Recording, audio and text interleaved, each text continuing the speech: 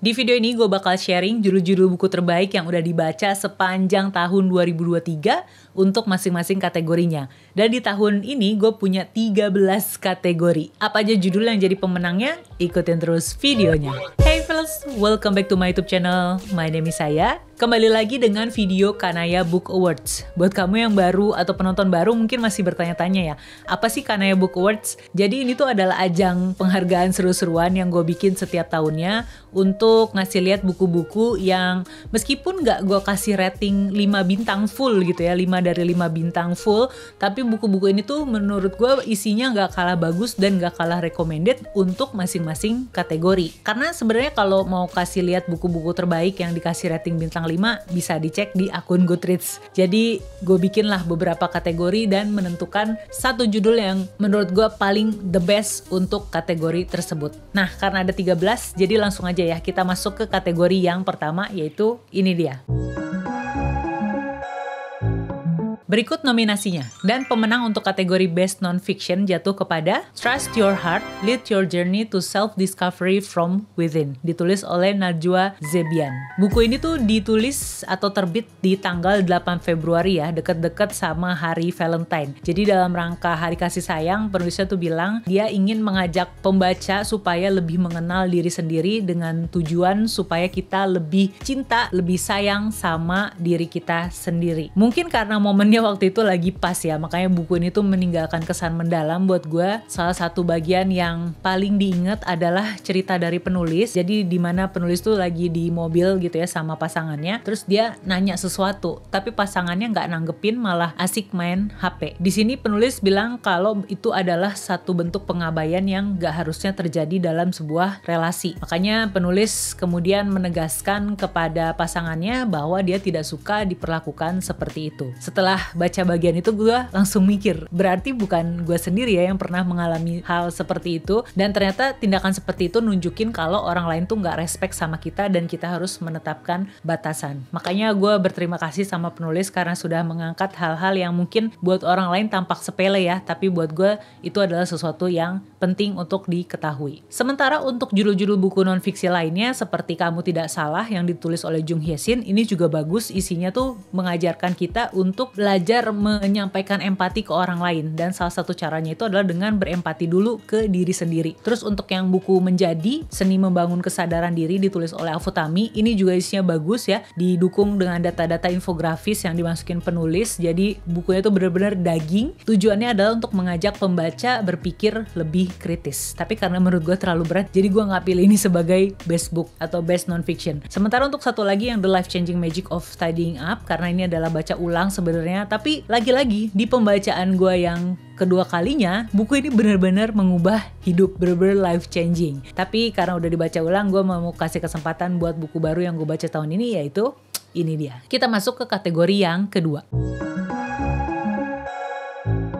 Berikut nominasinya. Dan pemenang untuk kategori Best Psychological Thriller jatuh kepada The Burning Girls, ditulis oleh CJ Tudor. Ini adalah persaingan yang ketat banget ya, karena gue suka banget sama One by One, gue suka banget juga sama The Good Samaritan, apalagi sama Layla Tak Pulang. Tapi untuk One by One sebenarnya di tengah-tengah tuh ada bagian yang bikin gue bosen. Kemudian untuk The Good Samaritan begitu pula kasusnya. Untuk Layla Tak Pulang gue merasa endingnya terlalu tiba-tiba dan ada penjelasan di ending yang tidak ada kaitannya dengan cerita di bab-bab sebelumnya. Makanya gue pilih The Burning Girls karena di sini semua-muanya tuh mencakup ya. Gue bener-bener enjoy dari awal sampai akhir. Misterinya ada unsur paranormal juga, ada sedikit unsur whodunit juga ketika si tokoh utamanya ini mencari tahu siapa pelaku sebenarnya dari menghilangnya 2 gadis perempuan di daerah tersebut. Makanya gue suka banget karena pertimbangan tersebut, jadi pilihannya jatuh kepada judul yang ini. Kategori berikutnya. Berikut nominasinya. Ini adalah kategori baru ya, tahun lalu tuh nggak ada. Tahun ini karena gue banyak baca novel-novel thriller dari Indonesia, jadi gue putusin untuk masukin kategori Best Thriller Indonesia. Dan pemenang untuk kategori Best Thriller Indonesia jatuh kepada Suicide Note, ditulis oleh V. Asano. Meskipun 3 judul lainnya juga nggak kalah seru ya. Untuk Infinite Quest ini gue seneng sama adegan kejar-kejarannya di bagian setengah buku menuju akhir, tapi untuk ceritanya sendiri sebenarnya udah terselesaikan misterinya di bagian tengah tengah. Jadi memang benar-benar cuma memacu adrenalin aja gitu di setengah buku menuju akhir. Jadi rasa penasaran gue udah terpuaskan di bagian tengah. Kemudian untuk Tokyo Killing ini juga seru, aksi kejar-kejaran sama berantemnya ya, karena ini kan adalah cerita tentang spy atau agen mata-mata, dan tokoh utamanya itu adalah agen mata-mata dari Indonesia bernama Isa Respati. Cuman sayang di bagian tengah gue sempet ngerasa bingung mengenai relasi antara satu tokoh dengan tokoh yang lainnya. Kemudian untuk yang Vermilion Rain ini juga sebenarnya bagus ya, ada unsur creepy-nya juga, terus juga mengangkat isu yang gak biasa, yaitu mengenai lingkungan, dimana di sini tuh terjadi hujan secara terus-menerus. Tapi sangat disayangkan endingnya itu terasa, plot twist-nya terasa repetitif, kemudian endingnya tuh terasa banyak hal yang ditumpahkan oleh penulis, jadi ceritanya nggak fokus. Sementara untuk Suicide Note gue suka karena alurnya dibangun dengan rapi, narasinya juga enak, gue bener-bener enjoy dari awal sampai akhir, kemudian plot twist-nya juga oke. Makanya karena pertimbangan tersebut gue pilih pemenangnya adalah judul ini. Kategori berikutnya,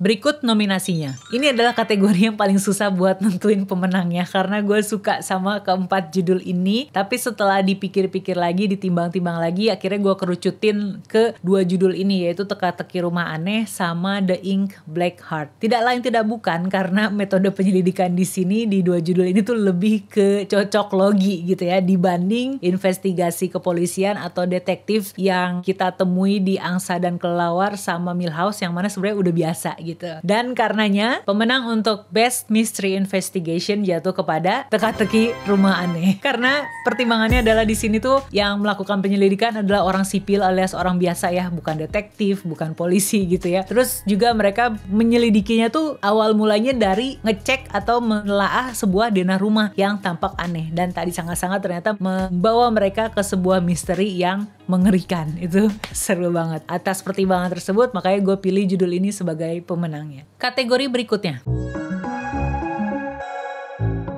berikut nominasinya. Kategori ini juga susah nih buat nentuin pemenangnya karena gue merasa gak segitu kaget lagi membaca plot twist yang gue temui di buku-buku yang dibaca sepanjang tahun ini, sepanjang tahun 2023. Entah karena pengungkapannya gak terlalu dramatis atau gue pernah nemuin konsep atau model plot twist yang seperti itu di buku lainnya. Tapi kalau harus milih yang sedikit lebih better, sedikit yang lebih baik dibanding yang lainnya, gue mau tentukan pilihan kepada pemenang Best Plot Twist jatuh kepada Angsa Kelelawar Keigo Higashino. Karena di buku ini tuh plot twistnya ada beberapa dan gue emang beneran gak nyangka gitu kalau ternyata duduk perkara serta pelaku sesungguhnya adalah tokoh tersebut. Karena pertimbangan itu gue pilih pemenangnya judul yang ini. Kategori berikutnya, berikut nominasinya. Udah tahu dong ya yang mana yang bakal jadi pemenang? Ya, jadi pemenang untuk kategori Best Magical Realism or Fantasy jatuh kepada Under the Whispering Door, ditulis oleh TJ Klune. Gue suka banget sama cerita di sini. Ceritanya tuh heartwarming, menyentuh. Gue suka sama interaksi antara para tokohnya. Gue sayang banget sama semua tokoh di sini. Pokoknya love banget. Makanya atas pertimbangan tersebut gue pilih judul ini sebagai pemenangnya. Kategori berikutnya,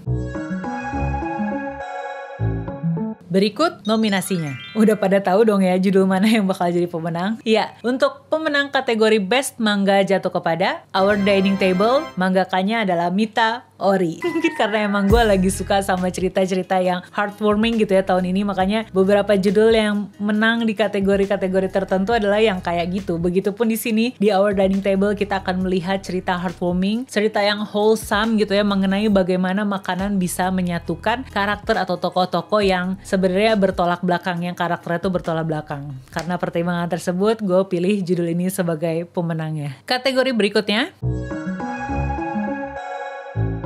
berikut nominasinya. Untuk yang Yellow Face akhirnya gue masukin ke kategori contemporary fiction ya, karena memang sebenarnya cerita ini tuh lebih dominan ke cerita fiksi kontemporer biasa gitu dengan sentuhan thriller. Dan untuk pemenang kategori Best Contemporary Fiction jatuh kepada Yellow Face, ditulis oleh R.F. Kuang. Karena pas baca ini tuh mungkin ekspresi gue bisa digambarkan sebagai mata gue melirik dari kiri ke kanan ya, tuh gak bisa berhenti mengikuti narasinya, mulut gue terbuka nganga sambil sekali masukin popcorn ke dalam mulut, tapi selebihnya gue bakal nganga karena emang segitu serunya ngikutin teh tumpah alias gosip-gosip di industri penerbitan di Amerika sana dari kacamatanya tokoh utama kita yaitu June Hayward. Makanya sebuah cerita yang entertaining, sebuah roller coaster naik turun yang seru buat diikutin dari awal sampai akhir. Karena pertimbangan itu gue pilih judul ini sebagai pemenangnya. Kategori berikutnya.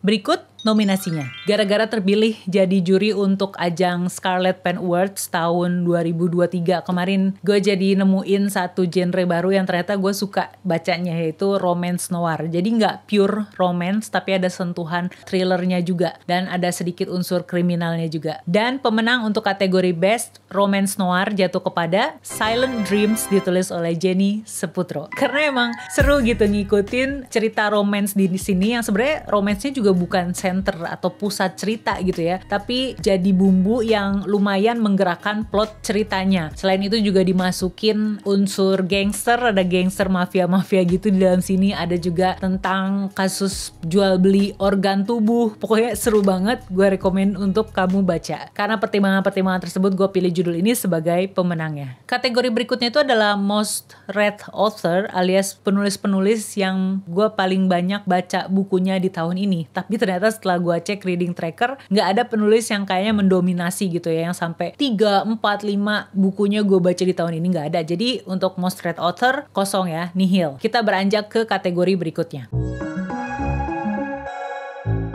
Berikut nominasinya. Lagi-lagi gue selalu kasih disclaimer untuk kategori ini ya, karena sebenarnya ada banyak judul-judul buku yang terbit tahun ini dengan cover yang cantik-cantik gitu, tapi karena gue nggak baca, jadi nggak dimasukin ke dalam nominasi. Pure buku-buku yang udah pernah gue baca aja di tahun ini. Dan untuk pemenang kategori Most Beautiful Cover jatuh kepada Moonbound, ditulis oleh Jang Ryujin. Gue suka nih sama warnanya yang didominasi oleh ungu gelap, terus ada juga taburan bintang-bintang ya. Jadi ini menggambarkan tentang langit malam, terus juga ada siluet perkotaan di situ, terus ada grafik charts di situ, dan ada kilau gemerlap lampu-lampu kota. Dan itu benar-benar menggambarkan tentang isinya, yang mana ketiga tokoh di sini tuh ingin menikmati hidup dengan cara yang cepat, dan itu mereka lalui atau mereka capai dengan cara jual beli mata uang virtual. Kita pembaca akan diajak ikutan deg-degan mengikuti naik turun grafik mata uang virtual tersebut. Itu gue seneng banget sih.